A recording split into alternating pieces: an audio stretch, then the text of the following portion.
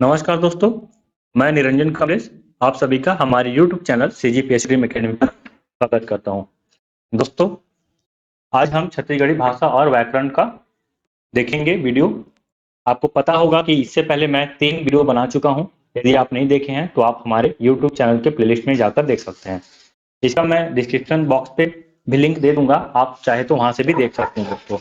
ठीक है, जैसा कि आप जान रहे हैं कि 12 फरवरी को CGPSC का प्रारंभिक परीक्षा है। इसमें सी सेट विषय का भी एक एग्जाम होना है ना, दूसरा विषय है। तो इसमें छत्तीसगढ़ी भाषा और व्याकरण से क्वेश्चन आएगा दोस्तों, आप पढ़ लीजिएगा। पूरा 100 क्वेश्चन का वीडियो मैं बना चुका हूं। आज हमारा ये 75 से 100 तक का क्वेश्चन भी कंप्लीट हो जाएगा। एक वीडियो मैं आपको और दूंगा जो कि 2-3 घंटे का रहेगा। पूरा छत्तीसगढ़ी भाषा और व्याकरण से संबंधित रहेगा दोस्तों, आप उस वीडियो को भी देखेंगे।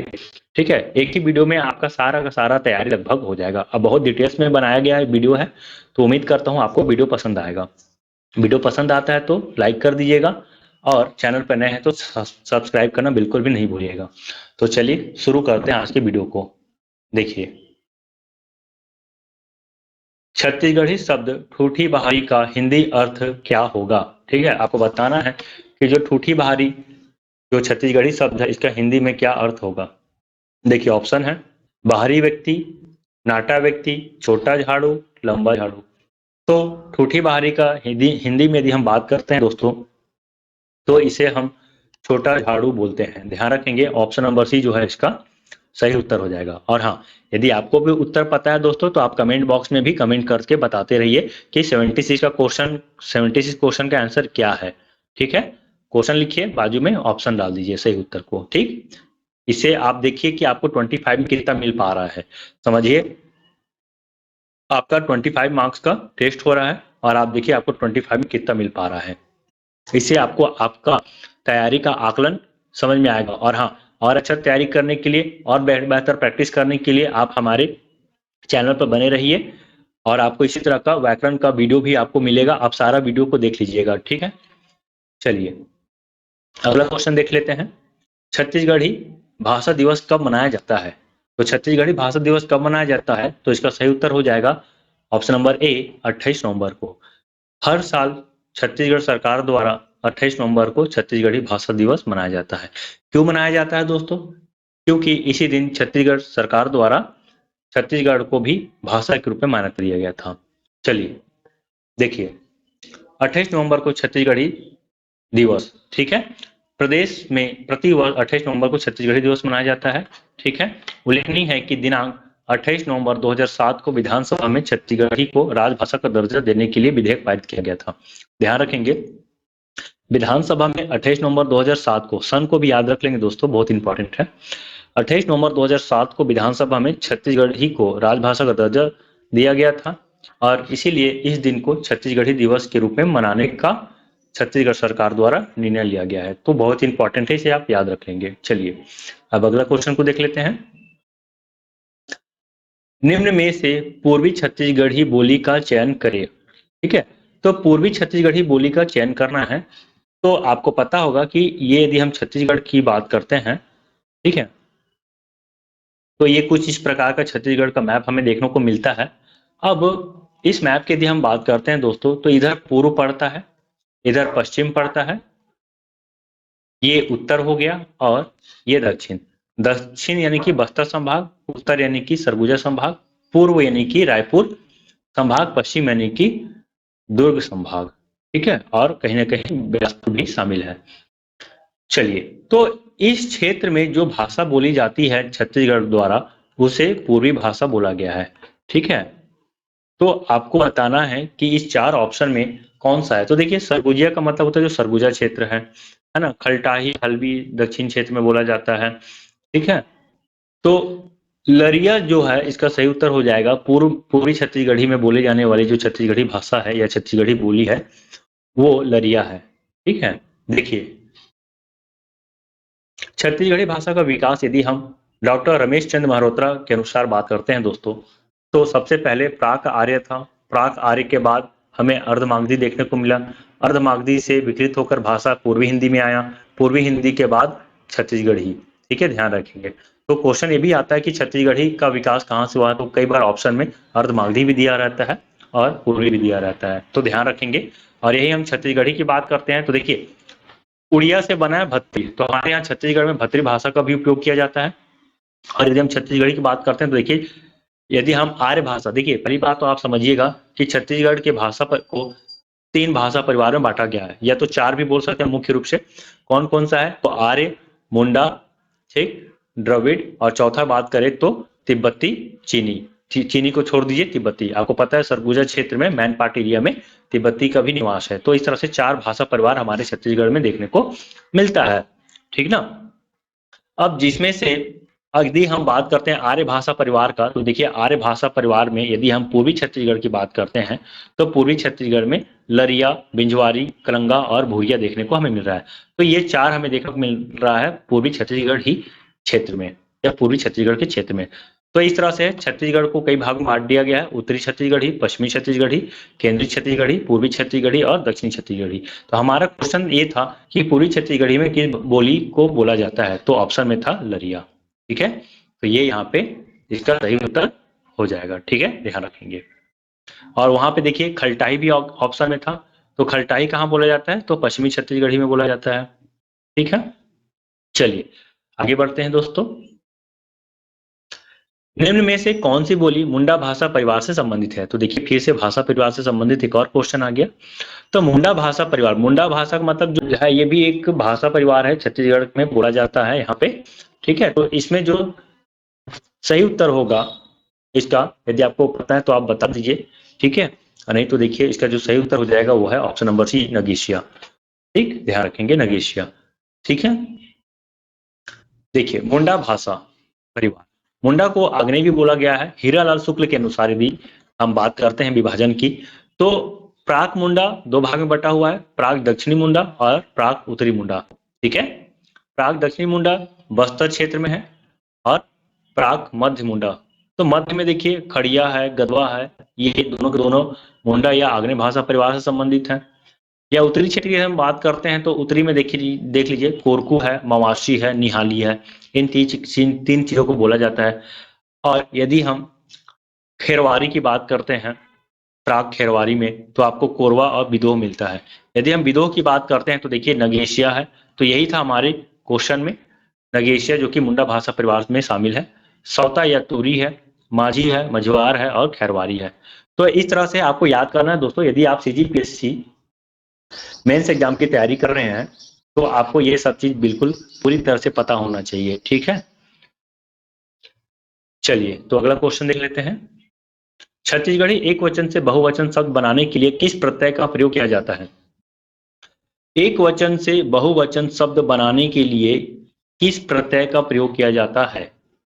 प्रत्यय का मतलब ये होता है जो शब्द के अंत में लग के उसका अर्थ को परिवर्तन कर दे, और उपसर्ग का मतलब ये है जो शब्द के प्रारंभ में लगकर उसका अर्थ को परिवर्तन कर दे, ठीक है ना।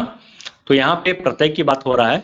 ऑप्शन में देखिए कन, हन, चल, मन, तो देखिए इसका जो सही उत्तर हो जाएगा ऑप्शन नंबर डी, मन। देखिए कैसे, तो टूरी मन ऑप्शन, उदाहरण समझिएगा। यदि हम उदाहरण की बात करते हैं, टूरी मन, टूरी का मतलब होता है लड़की, मन मतलब बहुत सारी लड़कियां हैं तो उसे हम टूरी मन बोल देते हैं, ठीक है। तो ये देखिए टूरी मन हो गया। उसके बाद यदि हम और बात करते हैं तो घोड़ा मन, इसका मतलब है बहुत सारा घोड़ा है। और बात करें भाई मन, है ना, तो बहुत सारा भाई है तो भाई मन हो जाएगा। किताब मन, ठीक, बहुत सारे किताब है तो किताब मन। तो इस तरह से हम ये उदाहरण देख सकते हैं जहां पे मन प्रत्यय को लगाकर एक वचन को बहुवचन में बदला जाता है, ठीक ना। चलिए तो अगला क्वेश्चन और देख लेते हैं।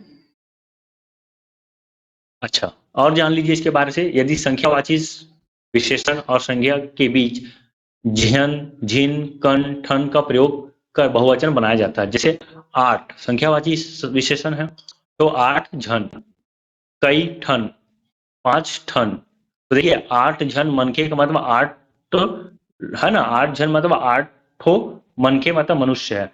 कई ठन पेड़ मतलब बहुत सारा पेड़। 5 ठन गाय मतलब 5 ठो गाय। बहुत कन रोटी मतलब बहुत सारा रोटी है। 7 झिन तुरी मतलब 7 झिन तुरी है। तो इस तरह से यदि हम संख्यावाची विशेषण की बात करते हैं तो यहाँ पे झन, झिन, कन, ठन का भी प्रयोग किया जाता है। ध्यान रखेंगे दोस्तों, ये छत्तीसगढ़ी व्याकरण के बुक से लिया गया है, जो कि विनोद कुमार वर्मा जी द्वारा इसे लिखा गया है। ठीक है, तो सारा का सारा ऑथेंटिक है। यहाँ कोई भी क्वेश्चन या जो भी मैं एक्सप्लेनेशन दे रहा हूँ मैं अपने तरफ से नहीं दे रहा हूँ, ये ज्यादातर बुक से रेफरेंस लिया गया हुआ है। ठीक है, ताकि आप लोग मानक ढूंढते हैं तो मानक के संदर्भ में यही चीजें हैं दोस्तों। फिलहाल छत्तीसगढ़ी व्याकरण से तो ऐसा बहुत सारा पुस्तक है, लेकिन ये जो पुस्तक आज मार्केट में हर विद्यार्थी के पास भी है। ठीक है, तो मैं यहीं से ले रहा हूँ ताकि आपका रिविजन हो जाए। चलिए आगे और देख लेते हैं। छत्तीसगढ़ी गुणवाचक विशेषण शब्द का चयन करें। गुणवाचक विशेषण, तो आपको बताना है कि गुणवाचक विशेषण इनमें से कौन है। गुणवाचक विशेषण क्या होता है? देखिए, ऐसा विशेषण जो गुणों का बारे से बताए उसे गुणवाचक विशेषण कहते हैं। तो यहाँ पे पियर, ध्वनि, तिहार और धमेला, इनमें से आपको बताना है कि गुणवाचक विशेषण कौन सा है। तो देखिए यहाँ पे यदि हम बात करते हैं तो पियर, पियर जो है गुणवाचक विशेषण है। ठीक है, बहुत इंपॉर्टेंट है, ध्यान रखेंगे। पियर क्या है? गुणवाचक विशेषण है। पियर का मतलब होता है पीला, ध्यान रखेंगे। यदि हम बात करते हैं पियर का अर्थ की, तो पियर का मतलब होता है पीला। पीला यानी कि रंग की बात हो रहा है ना, तो पीला रंग को ही पियर बोला जाता है यहाँ पे। तो ये जैसे है, जैसे विष्णु जो है पीला रंग का वस्त्र धारण करते हैं ना, पीताम्बर बोला जाता है ना। पीत है जिसका, अंबर, पीताम्बर, तो वहां पे पीला वस्त्र से संबंधित है। गणेश जी के लिए है, यूज किया जाता है कि नहीं, शायद मेरे ख्याल से। देखिएगा थोड़ा मिस्टेक हो रहा है। चलिए, तो आप यहाँ पे देख लेंगे। अगला देखिए, जुन्ना पानी शब्द में समास का चयन करिए। ठीक है, तो आपको यहाँ पे बताना है कि जुन्ना पानी जो है इसमें समास क्या है। ठीक है, तो क्या समास? जुन्ना का मतलब होता है पुराना, पुराना पानी। तो आपको बताना है अविभाव तत्पुरुष समास, कर्मधारय समास, बहुव्रीहि समास। तो यहाँ पे यदि हम बात करते हैं कर्मधारय समास का, तो देखिए समास में दो पद होता है, एक उत्तर पद होता है, एक पूर्व पद होता है। ठीक है, तो ऐसा समास जिसमें विशेषण और विशेष हो। ठीक है, विशेषण और विशेष से हमें देखने को मिलता है, उसे हम बोलते हैं कर्मधारय समास। तो यहाँ पे पानी जो है विशेष से है और जुन्ना जो है विशेषण है, मतलब पानी की विशेषता बता रहा है जुन्ना, जुन्ना का मतलब पुराना। तो यहाँ पे जो है सही उत्तर हो जाएगा इसका ऑप्शन नंबर सी, कर्मधारय समास हो जाएगा। चलिए, तो अगला क्वेश्चन और देख लेते हैं। देखिए, निम्न में से स्त्रीलिंग प्रत्यय नहीं है, इन, आइन, निन, ला। तो आपको बताना है इनमें से कौन सा है जो स्त्रीलिंग प्रत्यय नहीं है। देखिए, फिर से प्रत्यय का क्वेश्चन आया हुआ है यहाँ पे, और साथ ही साथ स्त्रीलिंग से भी संबंधित क्वेश्चन भी है। तो प्रत्यय फिर से वही जो अंत में लगकर अर्थ ही बदल दे। ठीक है, तो इसका जो सही उत्तर हो जाएगा ऑप्शन नंबर डी, ला हो जाएगा। ठीक है, देखिए यदि हम इन का उदाहरण की बात करते हैं तो देखिए, गोठकार होता है मतलब बातूनी या बात करने वाला व्यक्ति, तो गोठकारिन, तो गोठकारिन मतलब ऐसी स्त्री जो बहुत बात करती है।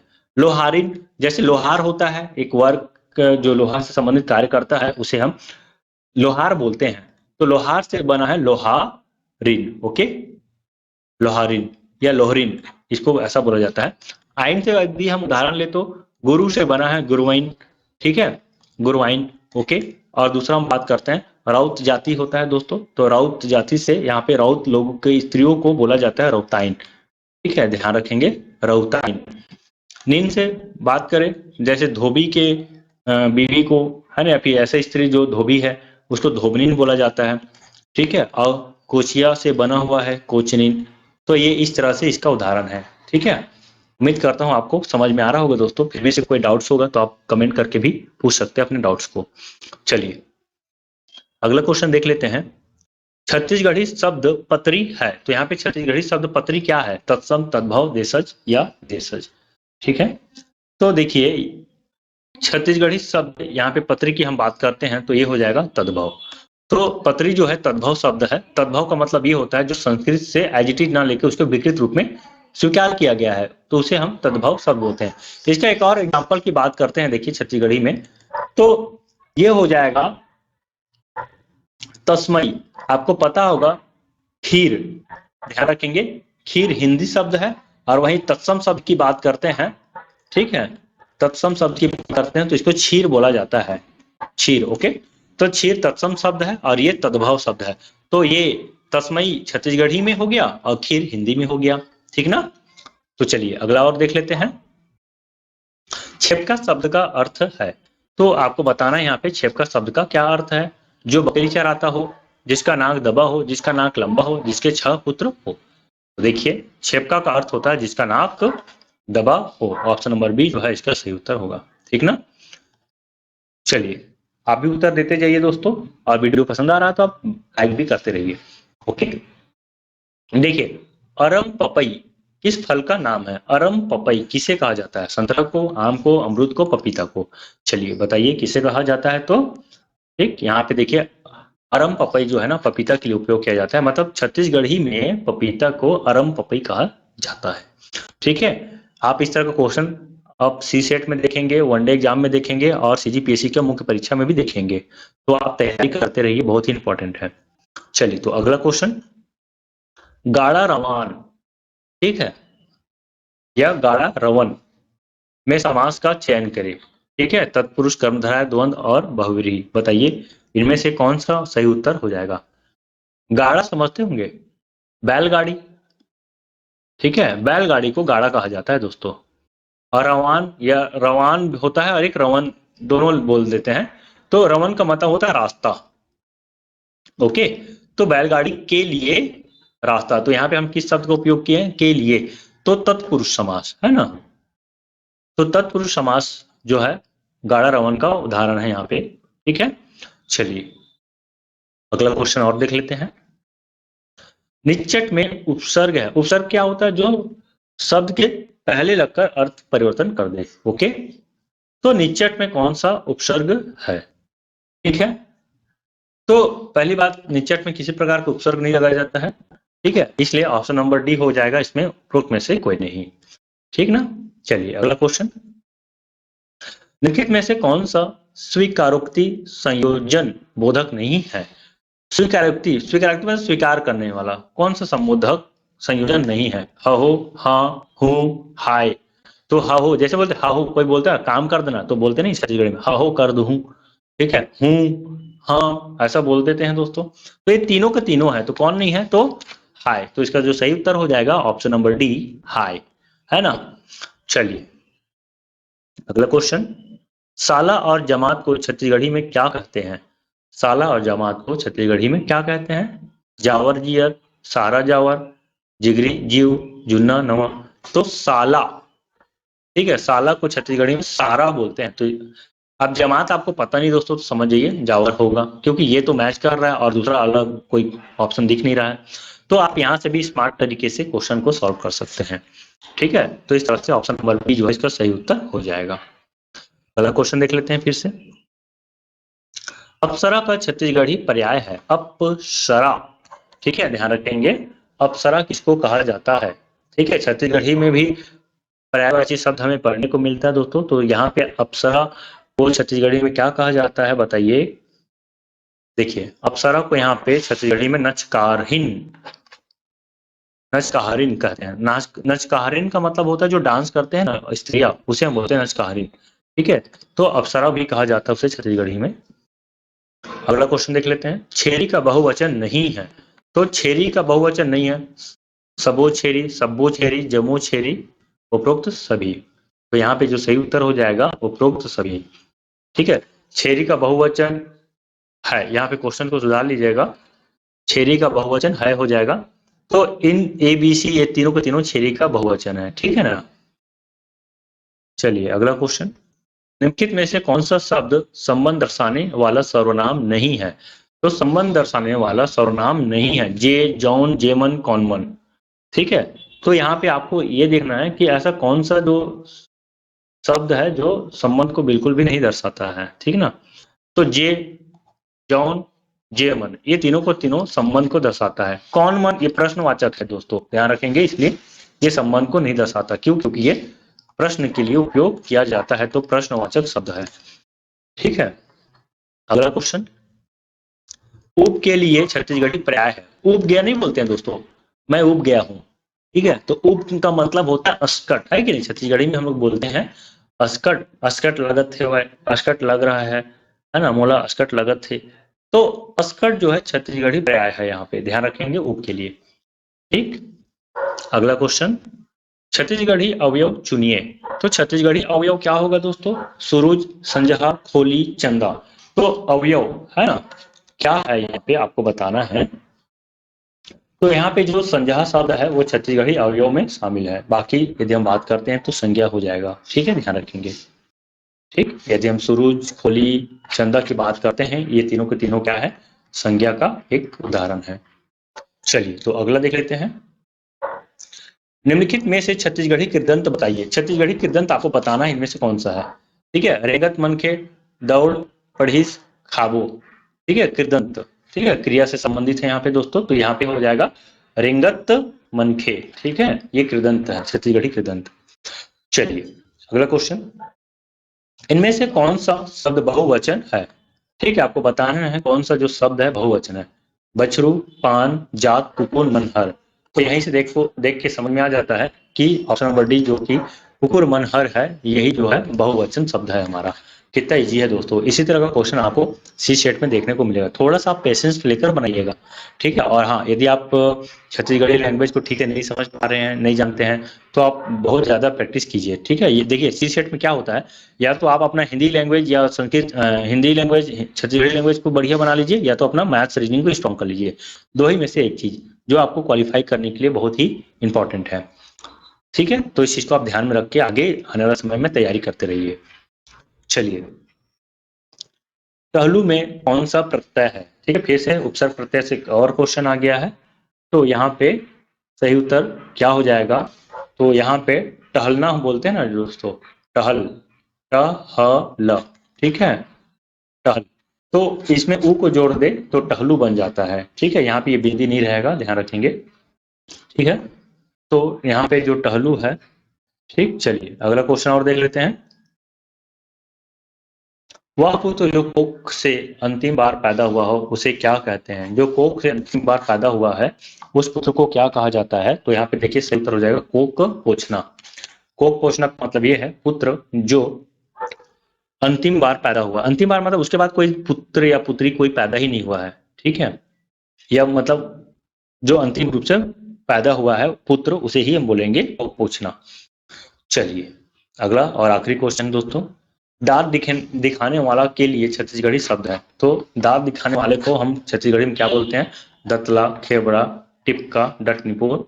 ठीक है, तो दांत दिखाने वाले को बोला जाता है दत्तनिपोर। ठीक है, ध्यान रखेंगे, दत्तनिपोर इसका उत्तर है।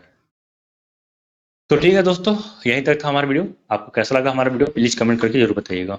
और वीडियो पे नए हैं तो वीडियो को लाइक जरूर कर दीजिएगा। चैनल पे नए हैं तो चैनल को सब्सक्राइब कर लीजिए, क्योंकि इसी तरह का आपको वीडियो हमेशा देखने को मिलता रहेगा। तो मिलते हैं दोस्तों एक नई वीडियो के साथ, तब तक के लिए बाय बाय। मस्त रहिए, मस्त पढ़िए, धन्यवाद।